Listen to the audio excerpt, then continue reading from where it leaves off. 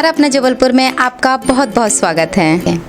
Cultural news के अलावा आज से हम एक नई श्रृंखला की शुरुआत कर रहे हैं, कला और कलाकार। इस श्रृंखला में हम आपकी ख्याति लब्ध कलाकारों से मुलाकात करवाएंगे और जानेंगे उनके बारे में और उनकी कला के बारे में। तो आइए मैं आपको मिलवाती हूँ राजेश दुबे जी से।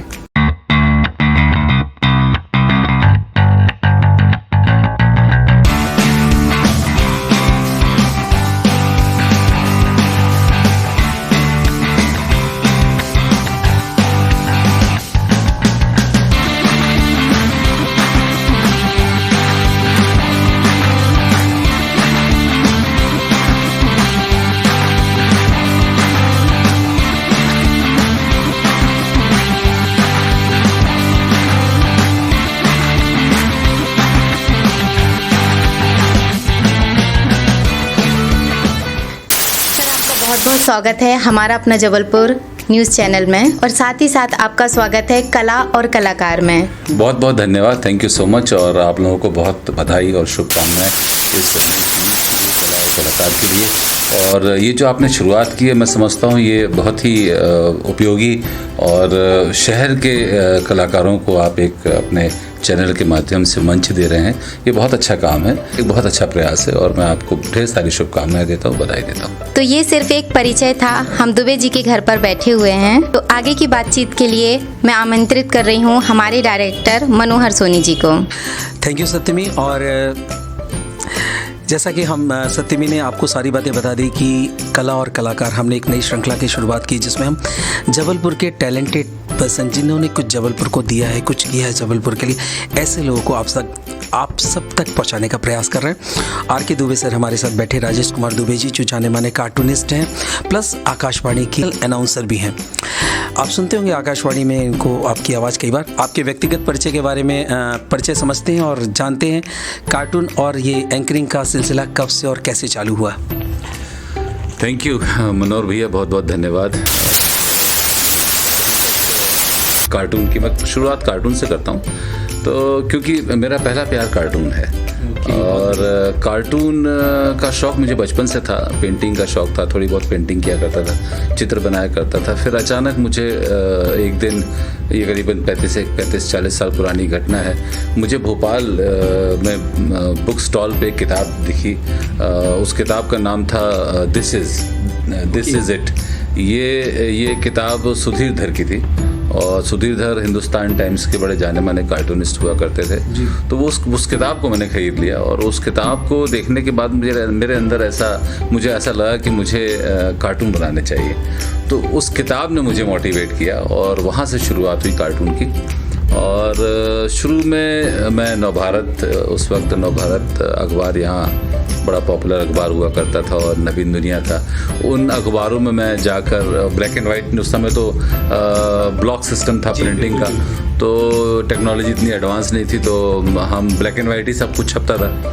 तो मैं कार्टून्स बना के ले जाया करता था। बहुत कार्टून रिजेक्ट होते थे, रिजेक्ट ज़्यादा होते थे, सिलेक्ट कम होते थे। शुरुआत ऐसी होती है, रिजेक्शन ज़्यादा होता है, सिलेक्शन कम होता है।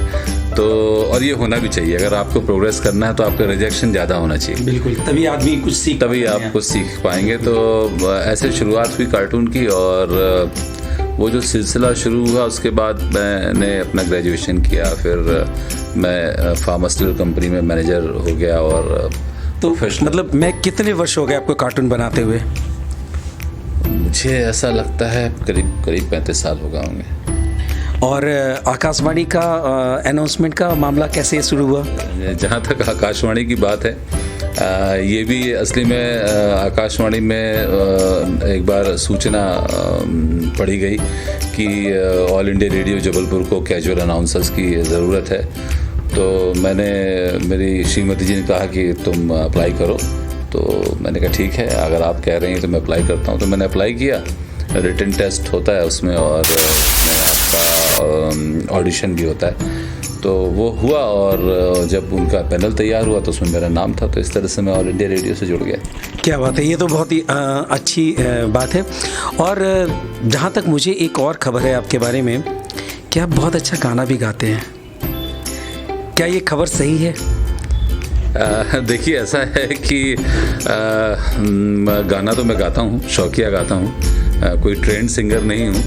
और ये भी संभव हुआ ऑल इंडिया रेडियो की वजह से, क्योंकि हम लोग ऑल इंडिया रेडियो में जो संगीत के प्रोग्राम प्रेजेंट करते हैं, और वो जब प्रोग्राम हम प्रेजेंट करते हैं तो गाने सुनते ही हैं, और गाने सुनते हैं तो गुनगुनाते भी हैं, और अगर गुनगुनाते हैं तो फिर धीरे धीरे सीख भी जाते हैं। मतलब हम क्रेडिट ऑल इंडिया रेडियो को दे सकते हैं। बहुत बढ़िया। और जैसे आप कार्टून बनाते हैं, तो जब आप कार्टून बनाते हैं तो क्या चलता है आपके दिमाग में? किसी पर्टिकुलर थीम पे आप कुछ काम करना चाहते हैं कि समाज का कोई ज्वलंत मुद्दा हो, या कोई ऐसा विषय आपको डिस्टर्ब करता हो या आपके दिमाग में छाता हो? मतलब कार्टून बनाने के लिए बेसिक एक थीम की ज़रूरत तो पड़ती होगी, आप कब क्या ड्रॉ करने वाले हैं, या स्वतः जब आप कार्टून बनाने बैठते हैं तो कुछ ना कुछ आपकी तूलिका स्वयं कुछ ना कुछ डिज़ाइन कर देती है? क्या होता है? देखिए, कार्टून जो विधा है, एक तो ये ज़बरदस्ती नहीं होती, ये नेचुरल है। और ये नेचुरल, जैसे पानी में बुलबुले फॉर्म होते हैं ना, बुलबुले फॉर्म होते हैं फिर ख़त्म हो जाते हैं, वैसे दिमाग में आइडियाज़ फॉर्म होते हैं और ख़त्म हो जाते हैं। तो ये आइडिया तब फॉर्म होते हैं जब हम किसी विसंगति को देखते हैं। जब हम कहीं पर कोई विसंगति देखते हैं और हमें उसको देखकर उसको समझने के बाद ऐसा लगता है कि ये क्या मजाक चल रहा है, ये क्या बेवकूफ़ी चल रही है, तो अचानक कोई आइडिया आता है, यार इसको इस तरह से प्रेजेंट किया जाए, इस विसंगति पर प्रहार किया जाए, ताकि लोग एक्चुअली प्रहार का ये आईना दिखाने जैसी बात है कि भाई इस पर आईना दिखाया जाए कि देखो ये सच्चाई है, आप इसको देखो, इसको समझो और इसमें सुधार करो। मकसद कार्टूनिस्ट का यही होता है कि चीज़ों में सुधार हो। अब हो ना हो ये एक अलग चीज़ है, हम तो अपना प्रयास करें। तो जैसे आप बता रहे हैं, आप बहुत वर्षों से नव भारत के लिए कार्टून बनाते हैं, तो निश्चित रूप से जब आप अखबार में कार्टून बनाते होंगे तो बहुत सारे विषय होंगे, कुछ समाज के ज्वलंत सब विषय होते होंगे, कुछ पॉलिटिकल विषय होते हैं। तो क्या कभी ऐसा हुआ कि किसी कार्टून में किसी ने ऑब्जेक्शन किया या किसी ने उसके विषय में नेगेटिव बात आपको बोली या कही? देखिए, नवभारत के लिए तो मैंने काम किया, वो तो बड़ा अर्ली स्टेज था। उसके बाद मैंने दैनिक भास्कर के लिए भी काफ़ी समय तक कार्टून बनाए। फिर दैनिक भास्कर के बाद जब यहाँ से नई दुनिया लॉन्च हुआ, जो इंदौर का बड़ा ही हिंदी का प्रतिष्ठित अखबार है, जब वो लॉन्च हुआ तो मैंने नई दुनिया के लॉन्चिंग दिन से 5 साल तक उनके लिए एडिटोरियल कार्टून ड्रॉ किया, डूबे जी के नाम से। पर इतने कार्टून बनाए, ऐसा कभी कभार ही हुआ है कि किसी को बुरा लगा हो, पर ठीक है, किसी ने कोई ऐसा कोई बहुत ज़्यादा विरोध नहीं किया, क्योंकि हम ऐसा काम ही नहीं करते हैं कि किसी के ऊपर कोई पर्सनल चोट की जाए या ऐसा कुछ। जैसा कि आपने मुझे कहा कि एक कलाकार का सबसे पहला दायित्व होता है कि वो समाज के प्रति जिम्मेदार रहे और एक आईने के रूप में काम करे, वो दर्पण दिखाए, उस दर्पण में समाज की सच्चाई नज़र आनी चाहिए। और जब कोई लेखक है, तमाम लेखक हैं जो बहुत सारी विसंगतियों के विषय में लिखते रहते हैं, बहुत सारे और भी लोग हैं जो समाज में फैली बुराइयों के लिए विरोध करते हैं, अगर हर कोई विरोध से बच जाए तो समाज की ये जो जितनी भी विसंगतियां हैं वो उसको दूर कौन करेगा? तो एक कलाकार की तो पहली मुझे लगती है प्राथमिकता ये होनी चाहिए कि वो सच के साथ और सच्चाई के साथ अपना काम करे। क्या कहना चाहते हैं आप इस विषय में? देखिए, कबीर का एक दोहा है, सुखिया सब संसार है, खाए और सोए, और दुखिया दास कबीर है, जागे और रोए। तो ये जो कार्टून का काम है, ये जागने का काम है और जागते रहना चाहिए, जागते रहने की आवाज़ देते रहना चाहिए। गली में आप देखते ना, वो रात में एक ठक ठक करते हुए एक चौकीदार निकलता है, ये वही कार्टूनिस्ट है कि ये आवाज़ देता रहता है कि जागते रहो, सो मत। और मैं तो परसाई भक्त हूँ, परसाई मेरे गुरु हैं, मैंने परसाई को पढ़ा है, परसाई जी को जीने की कोशिश करता हूँ। और मैंने परसाई जी के व्यंग सूक्तियों पर करीबन 40-50 कार्टूनों की सीरीज़ बनाई है, और जिसकी प्रदर्शनी कई स्थानों पर लगी, कई शहरों में लगी।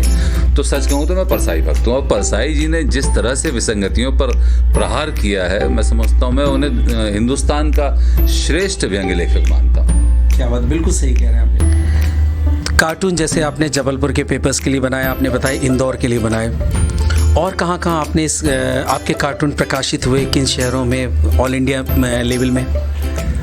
देखिए, मैंने आहा ज़िंदगी जो दैनिक भास्कर की पत्रिका है, उसके 5 अंकों के लिए कार्टून बनाए थे, और दिल्ली की कोई 2-3 ऐसी पत्रिकाएं थी जिनके लिए मैंने कार्टून बनाए। उसके अलावा मैंने पुलिस डिपार्टमेंट के लिए काफ़ी काम किया और मैंने 2023 का जबलपुर शहर का यातायात पुलिस का कैलेंडर डिज़ाइन किया। और जी, और बीच में आपने देखा होगा शहर में कई जगह यातायात नियम को बताने के लिए कार्टून्स लगे हुए थे। वो सारे कार्टून्स मेरे बनाए हुए थे पुलिस विभाग के लिए। और ये काम किया। इसके अलावा मैंने नगर निगम के लिए भी कार्टून्स बनाए हैं। कुछ पॉलिटिकल पार्टीज़ के लिए इलेक्शन के मैंने कार्टून डिज़ाइन किए थे बीच में। पिछले लोकसभा चुनाव में जो कैरेक्टर था मत्तोबाई, जो चुनाव की अपील कर रही थी, महिला सर पे टोकनी लिए, वो मत्तोबाई मेरा ही डिज़ाइन किया हुआ कैरेक्टर था। बहुत बढ़िया। और वो पूरे शहर में उसके कार्टून्स वो लगे हुए थे वोट की अपील करते हुए और ये अपील करते हुए कि आप मतदान जरूर करें।